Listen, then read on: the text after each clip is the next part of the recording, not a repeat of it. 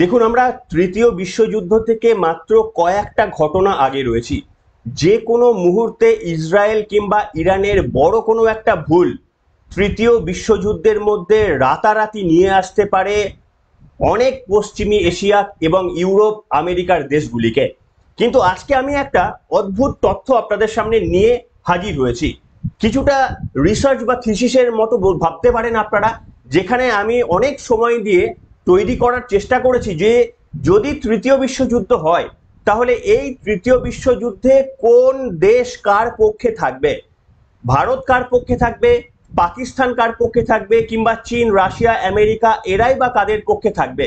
মূলত সংঘর্ষ যে তৈরি হয়েছে ইসরায়েল এবং ইরান নিয়ে, এটা কিন্তু ওই প্যালেস্তাইন আর ইসরায়েলের মতো যুদ্ধ ভাববেন না।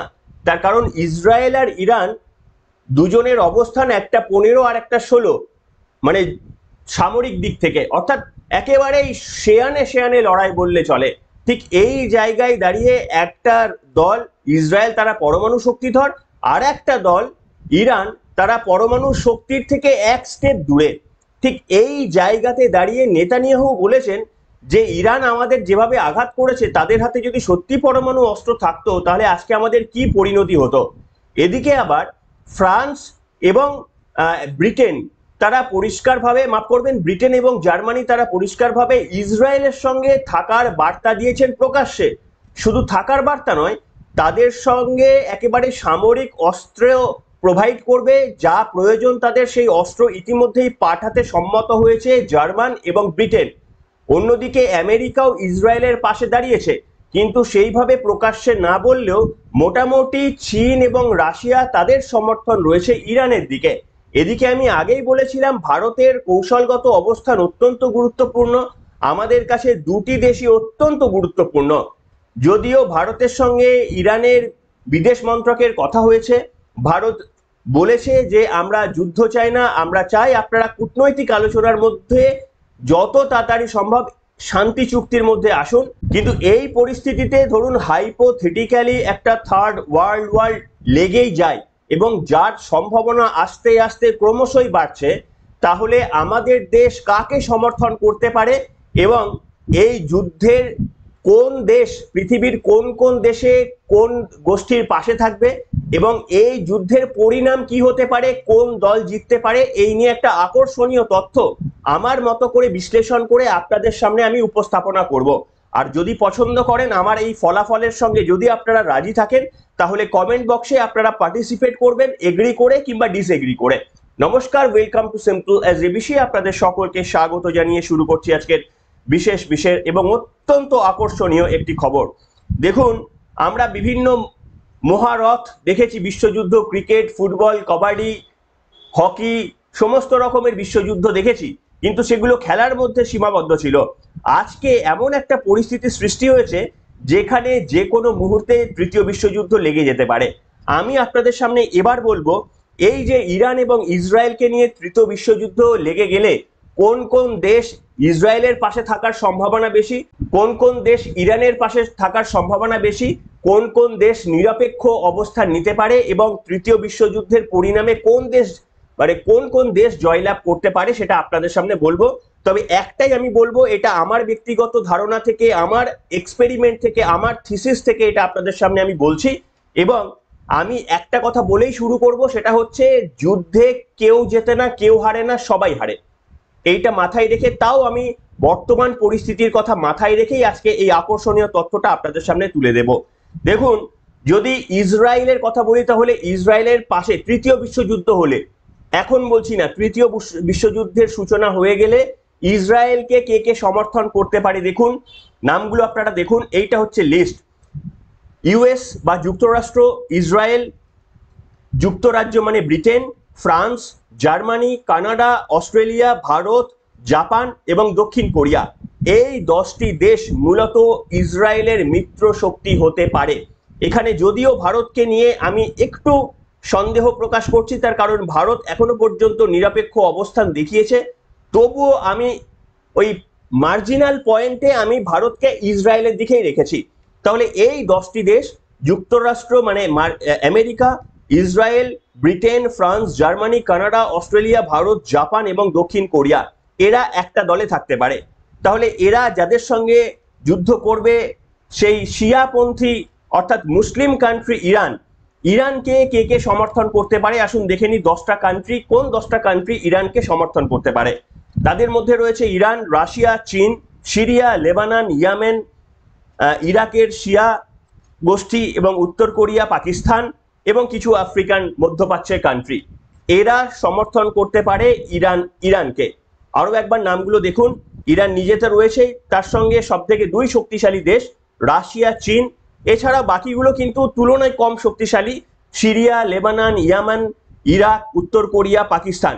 এখানে মাথায় রাখতে হবে যে রাশিয়া, চীন শক্তিশালী হলেও রাশিয়া নিজেই এই মুহূর্তে যুদ্ধে কিন্তু একেবারেই মারাত্মকভাবে ক্ষতিগ্রস্ত হয়ে রয়েছে। কাজে তাদের পক্ষে অ্যাক্টিভলি যুদ্ধে জড়িয়ে কতটা ফলপ্রদ মানে ভূমিকা পালন করতে পারবে সেটা সন্দেহের। চীনের সেই অর্থে কোনো যুদ্ধের এক্সপিরিয়েন্স নেই। আমাদের এই কংগ্রেসের ব্যর্থতার জেরে কিছু একটা ছোট অংশ ভারতের নিয়েছিল, কিন্তু সেটা যুদ্ধ বলা চলে না, একতরফা বলা চলে, কারণ ভারতের রাজনৈতিক ভুল সিদ্ধান্তের জন্য। কাজে চীনের সেই অর্থে কোনো যুদ্ধের এক্সপিরিয়েন্স নেই। এবার এই দুটো জোটকে একসঙ্গে যদি মিলিত হয় তাহলে কে সংঘর্ষে জিততে পারে আপনারা কি মনে করছেন? আপনাদের উত্তর লিখে জানাবেন, কিন্তু আমি জানাবো যে কে জিততে পারে। তার আগে বলবো যে নিরপেক্ষ ভূমিকা কে কে নিতে পারে।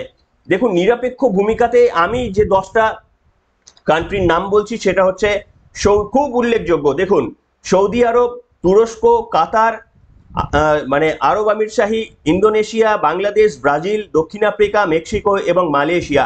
আমি এখানে কিছুটা পোর্শন ভারতকেও রাখতে রাজি রয়েছি, যদিও আমি এই মুহূর্তে 1 নম্বর গ্রুপে রেখেছি, কিন্তু আমার মনে হচ্ছে এইখানেও ভারত থাকলেও থাকতে পারে, এখানে থাকারও সম্ভাবনা একটা বড়।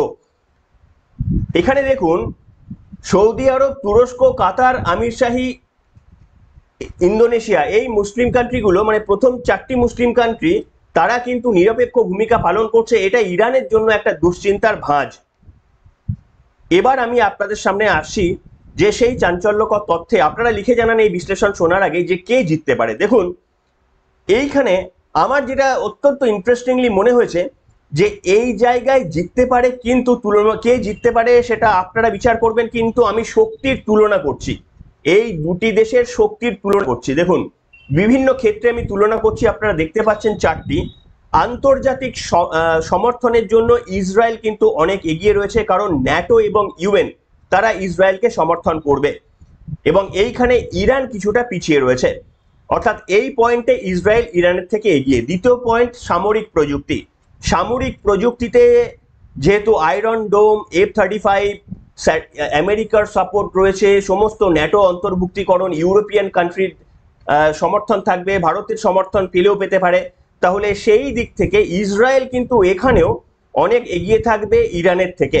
পারমাণবিক সক্ষমতা, এখানে ইরান এখনো পর্যন্ত পারমাণবিক শক্তিধর দেশে পরিণত হতে পারেনি, কিন্তু ইতিমধ্যেই ইসরায়েল পরমাণু শক্তিধর দেশ, কাজেই এখানে এগিয়ে রয়েছে ইসরায়েল।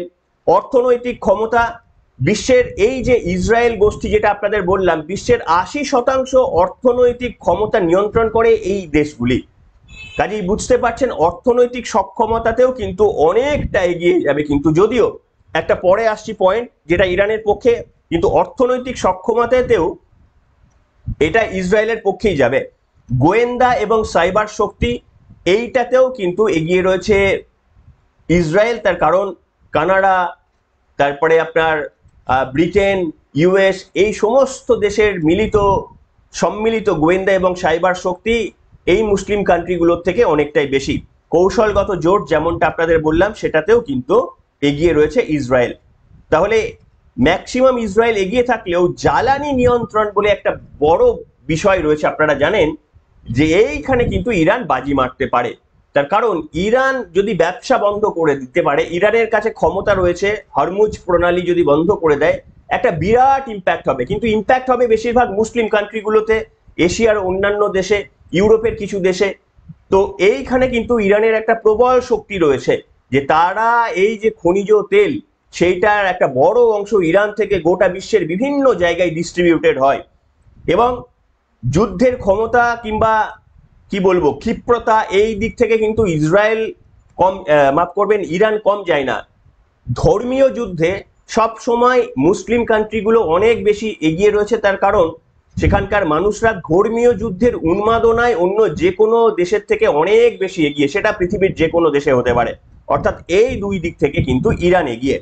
এবার আসুন মোটামুটি যদি সারসংক্ষেপ আমি করি, আপনারা দেখতে পাচ্ছেন সামরিক শক্তিতে ইসরায়েল এগিয়ে, প্রযুক্তি এবং গোয়েন্দাতে ইসরায়েল এগিয়ে, অর্থনীতিতে ইসরায়েল জোট এগিয়ে, এবং গোটা বিশ্বের প্রভাব এবং সমর্থনে ইসরায়েল এগিয়ে। আর এদিকে ধর্মীয় উন্মাদনাতে ইরান এগিয়ে, এবং তেলের কৌশলগত অর্থাৎ বাণিজ্যিক প্রভাব সেখানে কিন্তু ইরান এগিয়ে। অর্থাৎ মোটামুটি কিন্তু ইসরায়েলের গোষ্ঠী এড়িয়ে। তাহলে এইখানে যদি আমরা একটা সমাধান সূত্র বার করার চেষ্টা করি যে এই দুটি যুদ্ধে, এই দুটি দেশ এবং গোষ্ঠীর মধ্যে যদি যুদ্ধ শুরু হয়, তাহলে নিশ্চিতভাবে ইসরায়েলের পক্ষে এখনো পর্যন্ত যতটা সমর্থন দেখা যাচ্ছে তাদের জয় হওয়ার সম্ভাবনাই বেশি। কারণ আপনারা জানেন যে ওই যে দ্বিতীয় বিশ্বযুদ্ধের সময় যখন প্রায় সমানে সমানে টক্কর হচ্ছে, পার্ল হারবারে যখন জাপান অ্যাটাক করে দিয়েছিল, তখন আমেরিকার একটা চাল হিরোশিমা নাগাসাকিতে পারমাণবিক বিস্ফোরণ কার্যত আত্মসমর্পণ করিয়ে দিয়েছিল একের পর এক দেশকে। কাজে সেই ঘটনা যদি মাথায় রাখি আমরা, নিশ্চিতভাবে এই যুদ্ধে ইসরায়েল অনেকটা এগিয়ে রয়েছে। তবে হঠাৎ করে ইসরায়েল পারমাণবিক অস্ত্র প্রয়োগ করবে না, তার কারণ আমাদের গোটা বিশ্বের সকলের মনে রয়েছে জাপানের সেই স্মৃতি। তা সত্ত্বেও ইরান যদি কোনো ভুল পদক্ষেপ নেয়, ইরান যদি হঠাৎ করে আমেরিকাকে আঘাত করে বসে, ব্রিটেন কিংবা ফ্রান্সকে ইতিমধ্যে তারা হুঁশিয়ারি দিয়ে রেখেছে, এই ভুল পদক্ষেপ যদি তারা নিয়ে নেয়, যে কোনো মুহূর্তে এই যুদ্ধের সূচনা হয়ে যেতে পারে। তবে আমি যে প্রথমে ভারতের অবস্থান দেখালাম, সেটা আমি কিন্তু 50% এইখানে সমর্থন করছি। আমি প্রথমেই বললাম ভারতের পক্ষে অত্যন্ত কঠিন সিদ্ধান্ত নেওয়া। ভারত যদি ইরানের বিপক্ষে যায় তাহলে সেটা ভারতের বাণিজ্যকে অনেকটা কঠিন করে তুলবে। তবুও ভারত কিন্তু তেলের ব্যাপারে ইরানের কাছে নির্ভরশীল নয়। ভারত অনেক আগে থেকেই বিপদ বুঝে, এবং কিছুটা আমেরিকার চাপেও বলতে পারেন, আমেরিকার চাপ বলবো না, কারণ আমেরিকা চাপ দিয়েছিল ইরানের কাছ থেকে না নিয়ে আমাদের কাছ থেকে নিতে হবে, কিন্তু ভারত সেই কথায় কর্ণপাত করেনি। ভারত বলেছিল যেখানে সস্তা তেল পাবো সেখানে নেব। ভারত আমেরিকা থেকে না নিয়ে রাশিয়া থেকে নিয়েছে। ভারত আমেরিকা থেকে মাত্র 3% তেল নেয়, রাশিয়া থেকে নেয় 36% তেল। কাজেই যদিও রাশিয়া ইরানের সমর্থনে আমি দেখিয়েছি, কিন্তু ভারতের সঙ্গে রাশিয়ার একটা বেশ ভালো, মানে অনেক প্রাচীনকাল থেকে একটা সমর্থন রয়ে গিয়েছে। কাজে এইখানে ভারত এবং রাশিয়া কৌশলগতভাবে সমর্থন জানাতে পারে, কিন্তু কোনোদিনই যুদ্ধে জড়িয়ে পড়বে না, কোনোদিনই যুদ্ধে লিপ্ত হবে না, এইটা আমার বিশ্বাস। তার কারণ ভারত ইরানকে অ্যাভয়েড করলে আমাদের দ্রব্যমূল্য বৃদ্ধি হতে পারে। আমাদের ইরানের করিডোর দিয়ে অনেক কিছু, বললাম জাহাজ দিয়ে আমাদের ইউরোপের দেশে অনেক কিছু যায়, এমনকি ইরানের পার্শ্ববর্তী দেশ ইরাক, সেখানে যে এয়ার করিডোরটা রয়েছে, সেই এয়ার করিডোর ব্যবহার করে ভারত সমস্ত ইউরোপের কান্ট্রিতে প্লেন, আকাশপথ ব্যবহার করে সমস্ত দেশে পৌঁছাতে পারে। সেগুলো বন্ধ যদি হয়ে যায়, আমাদের ওপর অর্থনীতির বোঝা চেপে আসবে। এমনিতেই তৃতীয় বিশ্বযুদ্ধ শুরু হলে প্রত্যেকটা দেশ এর থেকে মুক্ত হবে না, সবার মধ্যে অর্থনীতির বোঝা এমনভাবে গভীরভাবে চাপবে, সেটা তো ছেড়ে দিন। মানে না খেতে পেয়ে মানুষের সংখ্যা এতটা বেশি হবে, যুদ্ধে যতজন মারা যাবে না খেতে পেয়ে মানুষ মরবে তার থেকেও বেশি। কাজেই এই ভয়ানক পরিণতি আমরা চাই না। কিন্তু তা সত্ত্বেও আমি বললাম যে দেখুন, আমার আপনার হাতে নেই, যেভাবে পরিস্থিতি এগোচ্ছে। যদি ডোনাল্ড ট্রাম্প অবশ্য বলেছে যে ভারত পাকিস্তানকে যুদ্ধ যেমন থামিয়ে দিয়েছিলাম, আমি চাইলে আপনাদের যুদ্ধ থামাতে পারি, ওই আবার মিথ্যে কথা আর কি। বারবার ভারত অবস্থান স্পষ্ট করেছে যে ভারতের যুদ্ধ থামানোর জন্য ভারত কারোর সাহায্য নেয়নি, কিন্তু ডোনাল্ড ট্রাম্প মিথ্যাচার করে যাচ্ছেন। কিন্তু ডোনাল্ড ট্রাম্প বলেছেন যে এই ইসরায়েল ইরানের মধ্যে যুদ্ধ থামাতে আমরা উদ্যোগী, যদিও ইরান বলে দিয়েছে যে না, আমরা আর পেছনোর পথ নেই আমাদের, আমরা শুধু আক্রমণ করবো। আর নেতানিয়াহু বলে দিয়েছে যে যদি এইটুকু আমাদের আরো বেশি আঘাত আসে তাহলে এমন প্রত্যাঘাত করব গোটা বিশ্ব দেখবে। অর্থাৎ এই একটু একটু একটু করতে করতে আসলে তৃতীয় বিশ্বযুদ্ধ সূচনাটা হয়ে যেতে পারে। আর সেটা যদি হয় তাহলে কি পরিণাম হতে পারে একটা ছোট্ট আভাস দেওয়ার চেষ্টা করলাম।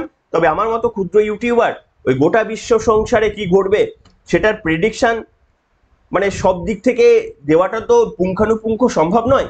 কিন্তু তা সত্ত্বেও যেটা বললাম সেটা আপনারা পছন্দ করলেন কিনা, আপনারা সহমত রয়েছে কিনা, এবং আপনাদের কি মত, ভারতের কোন পক্ষে যাওয়া উচিত, ইসরায়েলের পক্ষে, ইরানের পক্ষে না নিরপেক্ষ দায়িত্ব পালন করা উচিত, এই মতামতটি আপনারা সকলে জানান। এখনকার মতো এখানে।